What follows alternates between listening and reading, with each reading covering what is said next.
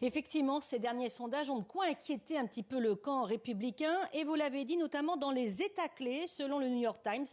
Eh bien, Kamala Harris, maintenant, devance de 4 points son rival républicain Donald Trump. 50% d'intention de vote contre 46% pour Donald Trump. C'est le cas en Pennsylvanie, dans le Wisconsin et le Michigan. 3 États qui ont voté pour Joe Biden en 2020, mais qui avaient donné la majorité à Donald Trump en 2016. Vous savez, ces États clés qui peuvent voter d'une élection à l'autre, républicain ou démocrate. Donc c'est un très bon signe pour Kamala Harris. Autre très bon signe dans 3 autres États, la Géorgie, le Nevada et l'Arizona, eh bien, qui semblaient acquis au camp républicain.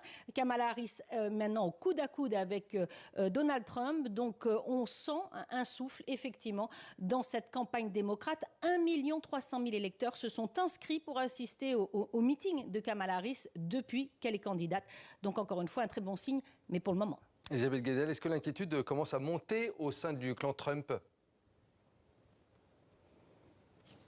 Oui, mais Donald Trump a quand même des atouts. Selon le dernier sondage du New York Times, eh bien 60% des électeurs pensent que lui a une vision claire des États-Unis. Ils ne le pensent qu'à 53% pour Kamala Harris. Donc, il va falloir que la candidate démocrate présente sa vision. Et puis, en matière d'économie et de lutte contre l'immigration clandestine, 2 sujets très importants pour cette campagne présidentielle.